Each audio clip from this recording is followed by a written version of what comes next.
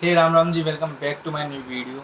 और आज का टॉपिक है भाई शाइन बॉन्ड के ऊपर कि शाइन बॉन्ड क्या होता है और कैसे करते हैं और क्या क्या प्रोसेस रहते हैं और क्या डिफरेंस रहता है शाइन बॉन्ड में, स्ट्रेटनिंग में और आपका स्मूथनिंग में। तो बेसिकली जो शाइन बॉन्ड होता है, शाइन बॉन्ड रिबॉन्डिंग को बोलते हैं। और ये स्ट्रेटनिंग स्मूथनिंग की तरह ही होता है, इसमें भी बाल स्ट्रेट ही होते हैं, लेकिन इसके अंदर बाल जो आपके होते हैं फोकस स्ट्रेट होते हैं। और इसका जो प्रोसेस होता है वो स्मूथनिंग और स्ट्रेटनिंग से अलग होता है।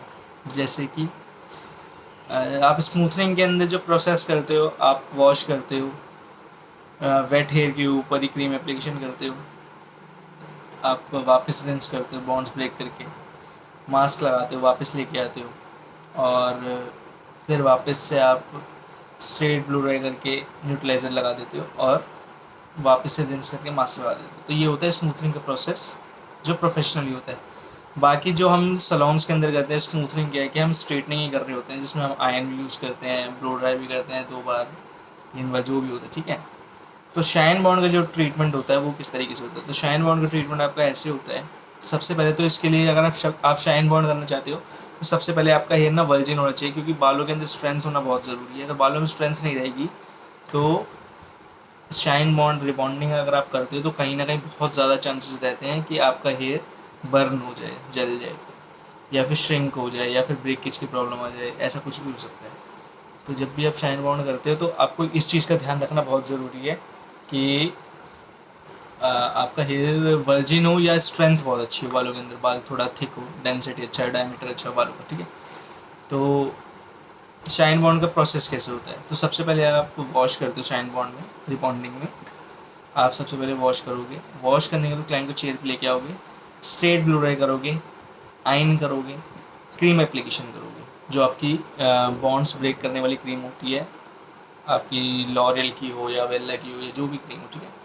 तो आप फर्स्ट क्रीम एप्लीकेशन करोगे और उसको छोड़ने के बाद, बॉन्ड ब्रेक होने के बाद, आप वापस से रिंस करोगे, अच्छे से मास्क लगाओगे, वापस चेयर पे लेके आओगे क्लाइंट को, स्ट्रेट ब्लू ड्राई करोगे, आयनिंग करोगे, फिर न्यूट्रलाइज़र लगाओगे, फिर आप वापस से न्यूट्रलाइज़र लगाने के बाद उसको रिंस करोगे, रिंस करने के बाद वापस से आप मास्क लगाओगे, फिर क्लाइंट को चेयर पे लेके आओगे, चेयर पे लेके आने के बाद फिर आप स्ट्रेट ब्लू ड्राई करोगे और आयन करोगे अच्छे से, बिल्कुल जैसे फोकस स्ट्रेट आयन होती है, बिल्कुल जो रिबॉन्डिंग वाली स्मूथनिंग वाली आयन होती है, स्ट्रेटनिंग वाली, वो अच्छे से फिर आयन करोगे और फिर क्लाइंट को भेज दोगे घर पे।